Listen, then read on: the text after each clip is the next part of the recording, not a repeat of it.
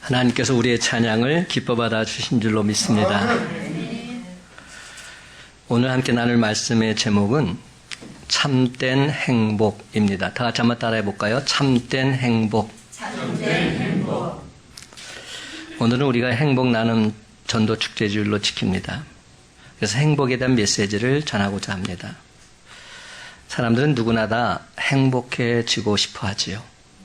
그러나 막상 행복이 무엇냐고 물으면 꼭 집어서 이게 행복이다 이렇게 말할 수 있는 사람 그렇게 많지 않습니다. 그렇다면 여러분, 참된 행복은 진정 무엇일까요? 그 답을 찾기 전에 우리가 한 가지 분명히 해두어야 할 것이 있습니다. 이 세상 사람들이 생각하는 행복과 성경이 말하는 행복 같지 않다는 겁니다. 그러므로 우리 그리스도인들은 이 세상에서 말하는 행복이 아니라 성경이 말하는 행복을 추구하며 살아가야 합니다. 우선 세상에서 말하는 행복이란 무엇일까요?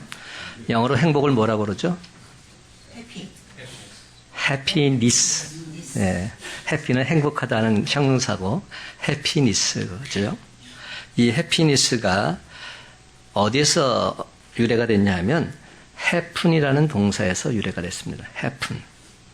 따라서 행복은 우연히 발생하는 것이다. 이런 뜻이 담겨 있습니다. 그러니까 세상에서 말하는 행복이란 인생을 살다가 우연하게 느끼게 되는 것. 이것을 행복이라고 말합니다.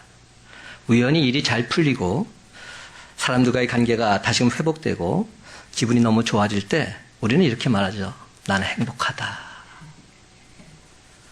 그렇다면 성경이 말하고 있는 행복, 무슨 뜻일까요? 성경은 행복을 어떤 단어로 쓰고 있을까요? 세상에서는 해피니스라고 하는데 성경에서는 행복을 blessing이라는 단어로 씁니다. blessing. blessing이란 말은 복, 축복 이렇게 표현합니다. 그런데 여러분, 이 blessing이란 말이 동사에서 유래가 됐는데 어떤 동사에서 유래가 됐을까요? 이것을 아시는 분은 많지 않아요. bleed라는 동사에서 유래가 됐습니다. bleed란 말은 피를 흘리다 이런 뜻입니다. 그러니까 성경이 말하는 행복은 피를 흘리는 제사를 통해서 하나님과 올바른 관계를 맺는 것, 이것이 행복이다. 이렇게 말하고 있는 겁니다. 하나님께서 당신과 올바른 관계를 맺는 사람들에게 주시는 것, 그것이 바로 행복이다 말씀하고 있는 것이죠. 그러니까 전혀 세상 행복과는 다른 기준입니다. 지난 금요일 새벽 시간에 이 자리에서 말씀을 전하고 있는데 급하게 우리 이한동 집사님한테서 연락이 온 겁니다. 장희주 권사가 지금 많이 힘들어 있는데 전화상으로 목사님께 기도를 받고 싶어 한다고. 저는 새벽 시간에 말씀을 중단하고 성도들에게 중보기도를 부탁한 후에 유선상으로 기도하는 시간을 가졌습니다. 그날 의사로부터 나온 소견은 폐혈증이었습니다.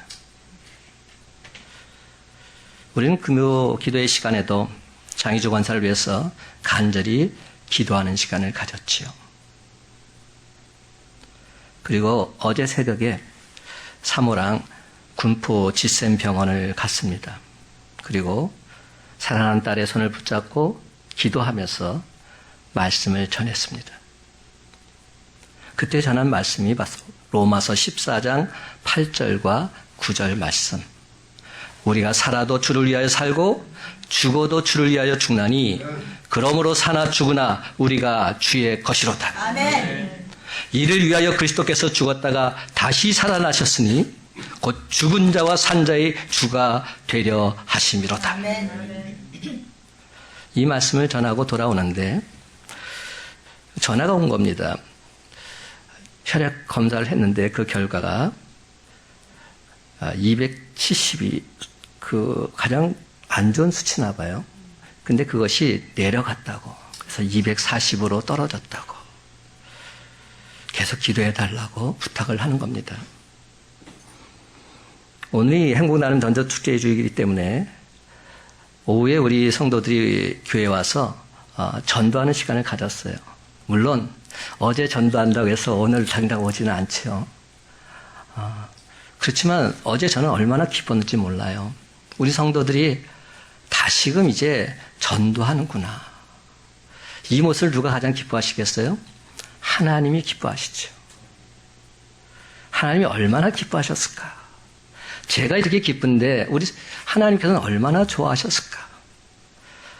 열심히 차도 끓여서 대접하고 전도하고 그리고 나서 돌아왔는데 문자가 와 있는 겁니다. 근데 큰 위기는 넘겼다고. 그러면서 계속 중보기도해 달라고 부탁하는 겁니다. 어젯밤, 오늘 밤이 가장 큰 고비라고 하더라고요. 그러니까 오늘까지 계속 우리가 중보기도해야 됩니다. 분명히 하나님께서는 이 딸을 사랑하셔서 놀란 하나님의 역사가 나타나게 될 줄로 믿습니다. 우리 믿는 자들에게 있어서 행복이 뭡니까? 참된 행복이 과연 무엇입니까? 그것은 영생의 축복이 아닐까요? 우리 믿는 자들에게는 영원한 생명이 있다는 이 사실, 이것이 진짜 축복 아닐까요? 우리 인간 언젠가는 다 죽게 되어 있어요. 저도 여러분도 마찬가지예요. 뭐 그 시간의 차이는 있을 수 있지만 우리는 태어났다면 죽게 되어 있는 것은 당연한 겁니다. 근데 예수 그리스도를 구주로 믿는 자에게는 영원한 하늘나라가 예비되어 있음을 믿으시기 바랍니다. 예수 그리스도를 믿는 자에게는 능치 못함이 없는 하나님의 역사가 나타나서 천국에서 기쁨과 평강을 누리는 놀라운 역사가 예비되어 있는 줄 믿으시기 바랍니다. 여러분, 이게 진짜 행복입니다. 우리는 영원한 생명이 예비되어 있다는 이 사실, 영원한 하늘나라가 나에게는 이미 준비되어 있다는 사실, 이것보다 더 큰 행복이 어디 있습니까? 여러분, 지금까지 어디에서 참된 행복을 찾으셨습니까? 뭐니 해도 뭐니라고 물질에서 찾으셨습니까? 아니면 사람이 최고라고 사람 속에서 행복을 찾으셨습니까? 아니면 땅의 권세가 최고라고. 여러분, 각자가 누리고 있었던 행복의 파랑새가 있을 겁니다. 근데 여러분, 이런 것에는 참된 행복이 있을 수 없습니다. 오히려 더더욱 타는 목마름만 더해질 뿐입니다. 헛되니 모든 것이 다 헛될 뿐입니다. 우리 주님께서 이렇게 말씀하셨습니다. 요한복음 7장 38절 말씀. 누구든지 목마르거든 내게로 와서 마시라. 나를 믿는 자는 성경의 이름과 같이 그 배에서 생수의 강이 흘러나오리라. 아멘. 아멘입니다. 여러분, 우리 예수 믿는 사람들을 가만히 보면 자기 믿음이 약하다고 걱정하고 불안해하는 것, 이게 마치 겸손한 모습인 양 그렇게 말하는 사람들이 꽤 많이 있어요. 그래서 그분들한테 제가 이렇게 물어봤어요. 만일 오늘 밤이라도 이 세상을 떠나신다면 천국에 들어갈 것을 확신하십니까? 그랬더니 이렇게 답이 오는 겁니다. 목사님, 제가 믿음이 연약해서요. 대답을 못합니다. 믿음이 연약하다고 이렇게 말을 두리뭉실 돌립니다. 여러분, 이것은 신앙인의 모습 아닙니다. 여러분, 이것은 분명히 말씀할 수 있어야 됩니다. 믿음이 연약하다니요. 그것은 가짜입니다. 사랑하는 성도 여러분, 우리가 신앙생활을 하면서 점검해야 될 가장 중요한 사항은 나의 믿음이 진짜냐 가짜냐, 바로 이겁니다. 믿음이 강하냐 약하냐, 이 문제는 그 다음 문제입니다. 아무리 약한 믿음이라 할지라도, 아무리 작은 믿음이라 할지라도 진짜 믿음이라면 그 믿음 속에서 능력이 나타남을 믿으시기 바랍니다. 성경에서 산 같은 믿음과 겨자씨 같은 믿음 나오고 있어요. 그러니까 믿음의 차이는 분명히 있다는 겁니다. 믿음이 큰 사람과 믿음이 작은 사람 분명히 있습니다. 우리 성도들 보면 똑같은 믿음의 소유자는 아니지요. 믿음이 크고 작고 당연합니다. 하지만 그 믿음이 진짜 믿음이기만 하면 그 믿음의 크기가 겨자씨만 하다 할지라도 산을 옮길 수 있다, 성경은 말합니다. 그러므로 정말 중요한 것은 믿음의 크기가 아닙니다. 진짜냐 가짜냐 이겁니다. 그 믿음이 진짜냐 그 믿음이 가짜냐 이겁니다. 그렇다면 무엇이 진짜 믿음일까요? 예수님께서 나의 죄를 대신하여 십자가에 달려 죽으셨다는 이 사실을 믿는 믿음이 진짜 믿음입니다. 아멘. 무엇이 진짜 믿음입니까? 예수님께서 죄와 사망 권세를 이기시고 사흘 만에 부활하셨던 이 사실을 믿는 믿음이 진짜 믿음입니다. 무엇이 진짜 믿음입니까? 오직 예수 그리스도만 단단히 붙잡게 되면 내가 온전히 구원받는다는 이 사실을 믿는 믿음이 진짜 믿음인 줄 믿으시기 바랍니다. 이 사실을 믿는 믿음이 진짜 믿음이기에 그 믿음이 아무리 작아도 그 믿음이 아무리 약해도 능력이 나타나는 줄로 믿으시기 바랍니다. 반면에 겉으로 아무리 믿음이 커 보인다 할지라도 엉터리 믿음, 가짜 믿음 있을 수 있다는 겁니다. 아멘. 신앙생활을 얼마나 오래 했느냐 이게 문제가 아닙니다. 내가 믿음이 있느냐 이게 문제입니다. 그래서 오늘 본문은 바로 이 구원의 확신, 이 문제를 풀기 위해서 구약시대에 존재했던 두 사람, 믿음의 사람이라고 하는 두 사람, 아브라함과 다윗, 그들이 구원받은 근거가 무엇이었는지, 믿음이었는지 아니면 다른 그 무엇이었는지 그것을 분명히 밝히고 있는 겁니다. 다 같이 1절부터 3절까지 한 목소리 읽기 원합니다. 1절부터 3절 시작. 그런즉 만일 아브라함이 이로써 나는 받았다면 자랑할 것이 있으려니와 하나님 앞에서는 없느니라. 성경이 무엇을 말하느냐? 아브라함이 하나님을 믿음에 그것이 그에게 의로 여겨진 바 되었느니라. 아멘. 여러분, 하나님께서 지금 아브라함을 부르셔서 하늘 우러러 무뼈를 셀 수 있나 보라. 내 자손이 이와 같으리라 약속하십니다. 근데 그 약속을 듣고 있는 아브라함의 심정은 어땠을까요? 이게 도무지 말이 안 되는 말씀을 하시는 거잖아요. 전혀 이루어질 가능성이 없는 약속입니다. 그런데도 아브라함은 하나님 약속의 말씀을 믿었습니다. 아멘. 창세기 15장 6절 말씀을 보니까 아브라함이 여호와를 믿으니 이를 그의 의로 여기시고 분명히 말씀합니다. 아브라함 믿음이 하나님을 감동시켰고 이 믿음을 보시고 하나님께서 그를 의롭다 여겨 주신 것입니다. 그렇습니다. 이 의롭다 하심이 있은 후에 창세기 22장에 가서 이삭을 바치라는 이삭 번제 사건이 나옵니다. 사도 바울은 여기서 성경의 논리적인 순서를 한번 보라 말합니다. 먼저 믿음으로 의롭다 하심을 받은 그 후에 믿음의 검증으로서 이삭을 바치는 사건이 나오지 않았느냐. 그러니까 아브라함이 행위로 구원받았느냐 믿음으로 의롭다함을 받았느냐 어디 한번 말해보라는 겁니다. 그렇습니다. 여러분, 아브라함은 믿음으로 구원받았습니다. 여러분 한번 물어볼게요. 아브라함은 의인입니까? 죄인입니까? 왔다 갔다 하죠? 오늘 성경은 뭐라고 말합니까? 오늘 성경을 자세히 한번 다시 보십시다. 4절, 5절 함께 있습니다. 시작. 이를 일하는 자에게는 그 삭시 은혜로 여기지 아니하고 보수로 여겨지거니와 이를 아니할지라도 경건하지 아니한 자를 의롭다 하시는 이를 믿는 자에게는 그의 믿음을 의로 여기시나니. 아멘. 여러분 아직도 뭐가 뭔지 좀 분명하지 않으세요? 여전히 많은 사람들이 분명하지 않은 이유를 살펴보니까 이 죄에 대한 문제에 대해서 분명한 정의가 내려지지 않기 때문에 죄인에 대해서 혼선을 갖게 되기 때문에 문제가 발생하더라고요. 죄의 개념이 온전히 정립되어 있지 않다는 겁니다. 세상 사람들이 생각하는 죄와 성경에서 말하는 죄는 분명히 다릅니다. 근데 이를 자꾸만 혼동하고 있기 때문에 내가 죄인인지 의인인지 구분을 못하고 있는 겁니다. 그렇다면 성경에서 말하는 죄란 무엇입니까? 하마르티아. 그렇죠. 관역에서 벗어난 것, 이것이 죄입니다.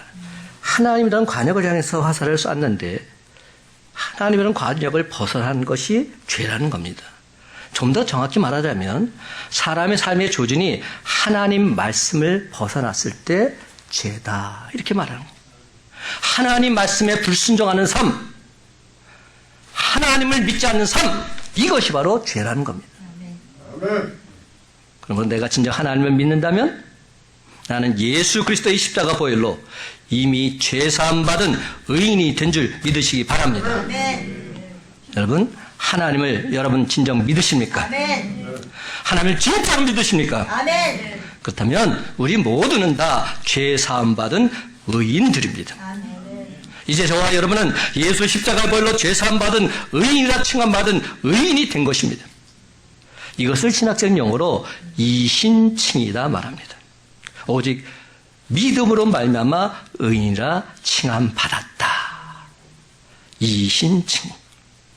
4절 말씀을 보면 일하는 자에게는 그 삭이 은혜로 여겨지지 않고 보수로 여겨진다 말합니다. 이 보수란 말이 뭐죠? 일한 대가로 받는 겁니다. 내가 일을 했으니까 당연히 받는 것이죠. 따라서 이는 믿음으로 받는 은혜가 아닙니다. 행함으로 얻는 대가인 것이죠. 여러분, 다시 한번 분명히 말씀드리지만 행함으로는 결단코 참된 행복을 맛볼 수 없습니다.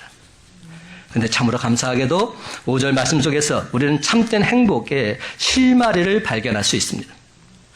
제가 읽어볼게요. 이를 아니할지라도 경건하지 아니한 자를 의롭다 하시는 이를 믿는 자에게는 그런 믿음을 의로 여기시나니. 그렇습니다, 여러분. 하나님 아버지께서 예수를 믿는 자에게는 그 믿음을 의로 여겨주시겠다 하십니다. 근데 많은 성도들이 이렇게 말들 해요. 저렇게 하고도 구원을 받겠다고? 이 말이 뜻이 뭐죠? 나는 저렇게 안 해서 그래도 구원을 받는데 저 친구는 도무지 싹수가 노래. 구원받을 수 없어. 어떻게 저렇게 하면서 구원을 받는다고 말해? 절대로 저 친구 구원받지 못해. 이렇게 말하는 의미가 담겨 있는 겁니다. 근데 그 기준이 뭡니까? 믿음이 아니라 행함이 기준이 되고 있는 겁니다. 우리가 신앙생활하면서 이런 잘못을 참 많이 범해요. 분명히 구원은 믿음인데 행함을 갖고서 판단합니다. 그러니까 너는 구원 못 받는다는 겁니다. 근데 성경은 이렇게 말합니다. 저렇게 하고도 구원을 받습니다. 저렇게 하고도 예수님을 나의 구주로 진짜로 믿는다면 우리 모두는 다 구원받습니다. 그 말이 오늘 말씀이에요. 이를 아니할지라도, 비록 경건하지 아니할지라도 우리를 의롭다 하시는 이를 믿는 자는 누구든지 이미 다 하늘나라의 천국 백성이 된 줄 믿으시기 바랍니다. 비록 이러한 것이 하나도 없을지라도 예수 그리스도를 온전히 믿을 때 우리는 진정 의로 여기심 받은 자의 참된 행복을 누리게 되는 것입니다. 다시 한번 분명히 말씀드립니다. 이제 예수님을 나의 구주로 믿는 저와 여러분, 누가 뭐라 해도 의인입니다.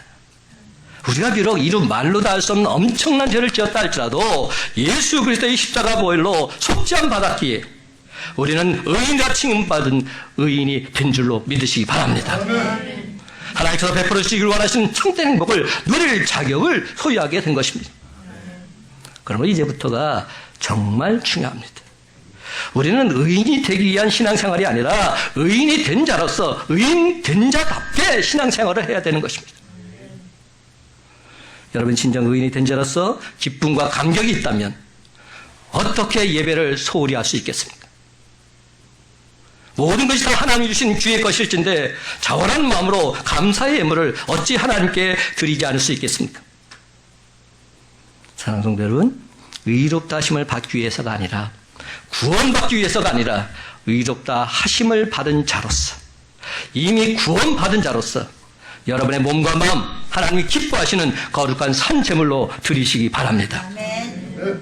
그렇습니다, 여러분. 이제후로는 날마다 구원의 기쁨과 감격을 맛보면서 어두운 이 세상, 맛을 잃은 이 세상 빛으로 소금으로 변화시켜 나가는 저와 여러분의 복된 삶이 다 되시기를 예수님의 이름으로 간절히 축원합니다. 아멘. 또 한 사람이 등장하죠. 두 번째는 다윗입니다. 다윗은 하나님 마음에 합한 자라는 성분 아닙니까? 다윗은 은혜로 죄사함을 받았습니다. 하나님의 전적인 은혜로. 6절부터 8절까지 다 같이 한 목소리 읽기 원합니다. 6절부터 8절 시작. 이러한 것이 없이 하나님께 의로 영심을 받은 사람을 복에 대하여 다윗이 말한 바 사함을 받고 죄가 가리워짐을 받는 사람들은 복이 있고 주께서 그 죄를 인정하지 아니하실 사람은 복이 있도다 함과 같으니라.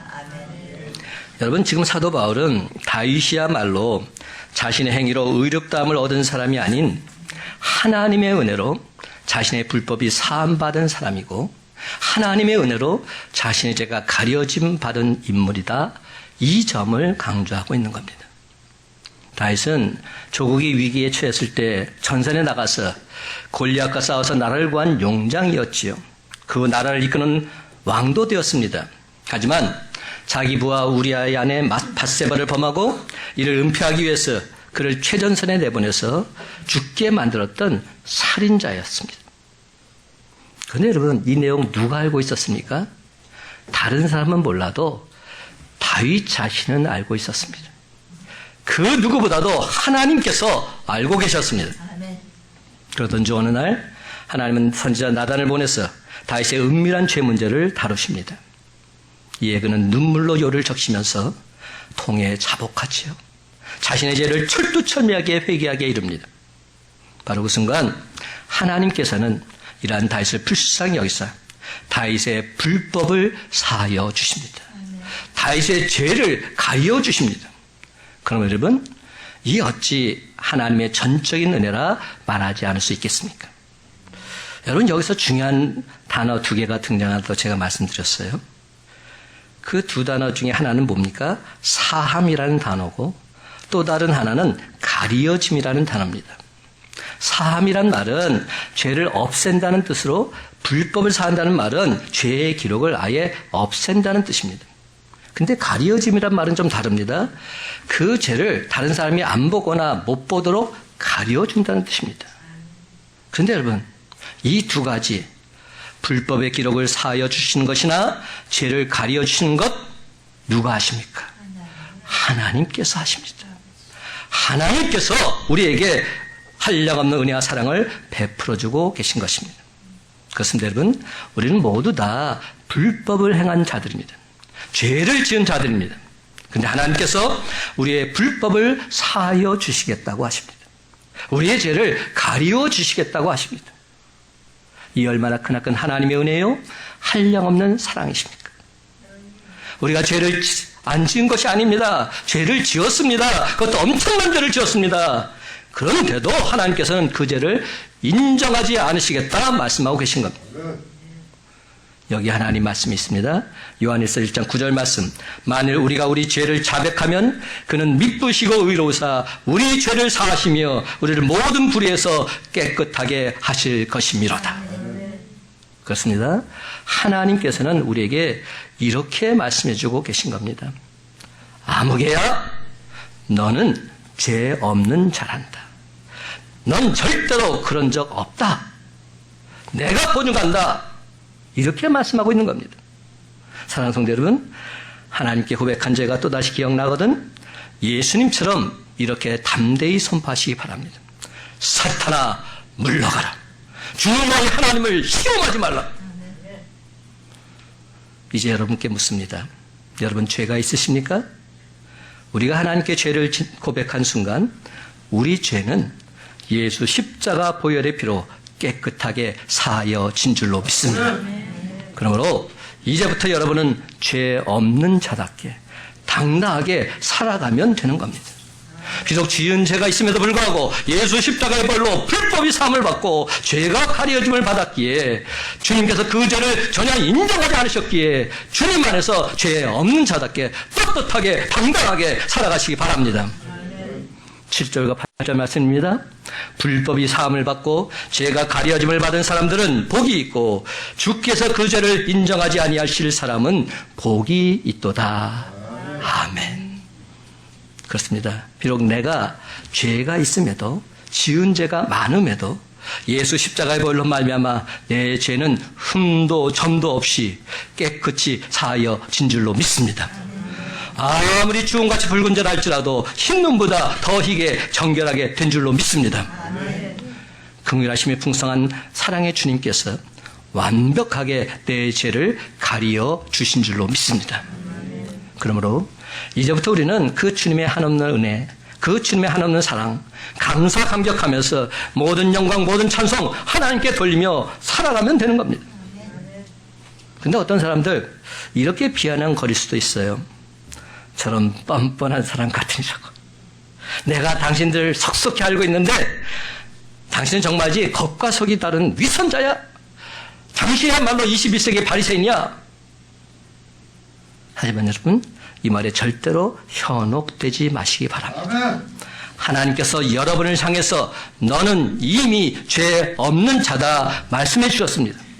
하나님께서 그 죄를 인정하지 않으시는데 누가 그 죄를 정죄할 수 있단 말입니까?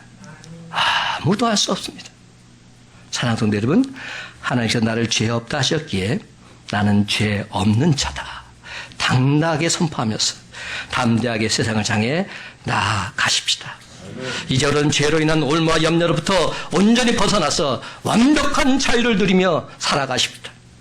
그렇습니다. 여러분, 날마다 죄 없는 자답게 우리 주님이신 참된 평안, 참된 기쁨을 누리면서 어두운 이 세상을 진리와 생명의 빛으로 환하게 비추어 나가는 저와 여러분의 삶이 다 되시기를 예수님의 이름으로 간절히 축원합니다. 아멘. 세 번째로, 그러나 예수 믿는 우리는 행복한 것이 당연한 겁니다. 내가 진짜 예수를 믿는다면 나는 행복합니다. 근데 여러분의 마음속에서 내가 행복하지 않다면 나는 지금 예수를 온전히 믿지 못하고 있는 반증일 수 있는 겁니다. 예수를 진짜로 믿는데 행복한 것이 당연한데. 아멘. 12절과 13절 말씀 다 같이 한 목소리로 읽기 원합니다. 12절 13절 시작. 또한 할례자의 조상이 되었나니 곧 할례 받을 자에게뿐 아니라 우리 조상 아브라함이 무할레시에 가졌던 믿음의 자취를 따르는 자들에게도 그러하니라. 아브라함이나 그 후손에게 세상의 상속자가 되리라고 하신 언약은 율법으로 말미암은 것이 아니요 오직 믿음의 의로 말미암은 것이니라. 아멘. 여러분, 여기서 중요한 말이 새롭게 또 하나 나오죠. 그것은 믿음의 자취라는 말입니다. 믿음의 자취를 따르는 삶. 이것이 바로 구원받은 자의 마스터키다 말하고 있는 겁니다. 16절과 17절은 말합니다. 그러므로 상속자가 되는 그것이 은혜에 속하기 위하여 믿음으로 되나니 이는 그 약속을 그 모든 후손에게 굳게 하려 하십니다. 율법에 속한 자에게뿐만 아니라 아브라함의 믿음에 속한 자에게도 그러하니 아브라함은 우리 모든 사람의 조상이라. 기록된 바 내가 너를 많은 민족의 조상으로 세웠다 하신 것 같으니 그가 믿은 바 하나님은 죽은 자를 살리시며 없는 것을 있는 것으로 부르시는 이시니라. 아멘. 하나님은 죽은 자를 살리시며 없는 것을 있는 것으로 부르시는 이시니라. 여러분, 이제 저와 여러분은 아주 중요한 작업을 해야 될 순간에 다가와 있습니다. 그렇다면 아브라함의 믿음이란 과연 무엇인가 하는 점입니다. 아브라함 믿음이 도대체 어떤 믿음이길래 하나님 그의 믿음을 의로 여기셨는가 하는 것이죠. 아브라함의 믿음의 성격과 내용 정확히 알아야만 우리도 12절 말씀처럼 아브라함의 믿음의 자취를 따라갈 수 있고, 그래서 아브라함처럼 하나님으로부터 의롭다 하심을 온전히 받을 수 있기 때문입니다. 이 부분에 대해서 18절 상반절 이렇게 말씀합니다. 아브라함이 바랄 수 없는 중에 바라고 믿었으니. 바로 이겁니다. 아브라함이 바랄 수 없는 중에 바라고 믿었다. 아멘. 이를 요약하자면 아브라함의 믿음은 바랄 수 없는 중에 바라고 믿는 그런 믿음이었다는 겁니다. 바랄 수 없는 중에 바라고 믿는 믿음. 이 얼마나 멋진 믿음이요, 대단한 믿음입니까? 그런데 여러분, 아브라함이 처음부터 이렇게 대단한 믿음의 소유자가 되었을까요? 아닙니다. 많은 사람들은 이런 편견에 사로잡혀 있어요. 아브라함은 원래 특별났을 거야. 그 사람은 정말로 당초 믿음이 돈독한 사람이었을 거야. 근데 나는 아니야. 나는 믿음이 그렇게 돈독하지 못해. 나는 절대로 아브라함처럼 될 수 없어. 축복은 받을 만한 사람이 받는 거야. 나 같은 사람은 하나님의 축복을 받을 자격이 없어. 아닙니다. 절대로 그렇지 않습니다. 아브라함의 믿음, 처음에는 너무나도 형편없었습니다. 믿는다고 하면서도 자기 생각, 자기 뜻대로 행했던 자가 아브라함입니다. 자기 아내를 누이라고 2번이나 속였던 자가 아브라함입니다. 가나안 땅에 믿음으로 갔는데 가나안 땅에 기근이 드니까 다시금 애굽 땅으로 갔던 자가 아브라함입니다. 여러분, 우리들과 별반 다를 바가 없습니다. 아니, 더하면 더했지요. 근데 그런 그가 어떻게 믿음의 조상이 될 수 있었을까? 우리가 믿음의 조상 아브라함에서 발견할 수 있는 가장 확실한 이유를 성경에서 발견할 수 있는데, 창세기 12장 4절 말씀. 이에 아브라함이 여호와의 말씀을 따라갔고, 아브라함은 하나님 말씀을 따라 살고자 애썼던 자입니다. 하나님 말씀이니 하나님 말씀이 맞느냐 내 말이 맞느냐 그 선택의 기로에 섰을 때 그는 어떻게 하든지 하나님 말씀을 따라 살고자 애썼던 사람. 결정된 순간순간마다 하나님 말씀을 택하고자 애썼던 사람. 그는 하나님 말씀에 순종하겠노라 작정합니다. 그렇습니다. 믿음은 하나님 말씀에 순종하는 데서부터 시작됩니다. 여러분, 하나님을 믿는 믿음에는 나 중심의 믿음과 하나님 중심의 믿음이 있습니다. 우리 성도들 가만히 보면 믿음이 돈독한 것 같은데 그 믿음이 내 믿음이 돈독한 사람들이 있어요. 여러분, 나 중심의 믿음은 먼저 하나님을 믿는 이유가 나에게 있는 사람들입니다. 내가 이해되어야 믿고, 내가 잘 되어야 믿고, 내 병이 나아야 믿고, 내 기도가 응답되어야 믿습니다. 그저 모든 것이 다 나 중심입니다. 나에게 포커스가 맞춰져 있습니다. 근데 어느 날부터인가 내가 이해가 되지 않아도 믿고, 내가 잘 되지 않아도 믿고, 내 병이 낫지 않아도 믿습니다. 아멘. 내 기도가 전혀 응답되지 않아도 믿습니다. 아멘. 새로운 믿음의 차원으로 하나님 중심의 믿음으로 나아가고 있는 겁니다.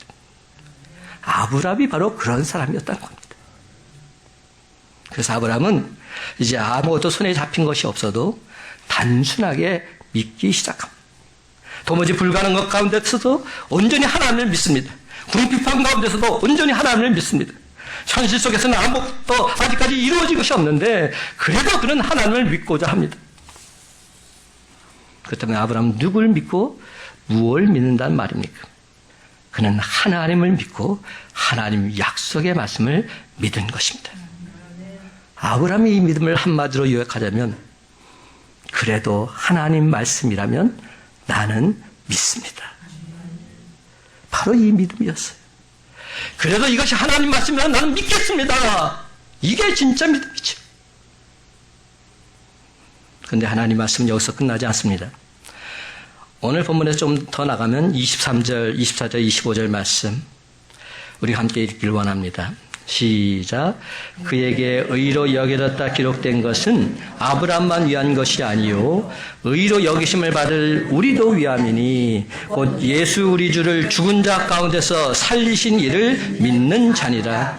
예수는 우리가 범죄한 것 때문에 내줌이 되고 또한 우리를 의롭다 하시기 위하여 살아나셨느니라. 아멘. 의로 여기심을 받을 우리도 위함이니 곧 예수 우리 주를 죽은 자 가운데서 살리신 이를 믿는 자니라. 저와 여러분이 예수 그리스도를 나를 죄악에서 구원하신 구세주님을 믿는다면 주님께서 우리 또한 의롭다 여겨주신다 말씀하고 계신 겁니다. 이제 말씀을 냈습니다. 사랑하는 성도 여러분, 아브라함과 다윗을 의롭다 여기신 하나님께서 예수님을 나의 구주로 고백하고 바랄 수 없는 중에 바라고 믿겠노라 다짐하는 저와 이런 모두를 이미 의롭다 여겨주신 줄로 믿습니다. 그렇습니다. 여러분, 하나님께서 우리 모두를 너는 죄 없는 자다, 너는 의인이다 인쳐주셨기에 이제부로는 의로 여기심 받은 자답게 영생의 축복이 예비되어 있는 자답게 이 기쁜 소식 온 세상에 힘써 전파하는 행복 전도사들이 다 되시기를 예수님의 이름으로 간절히 축원합니다. 아멘.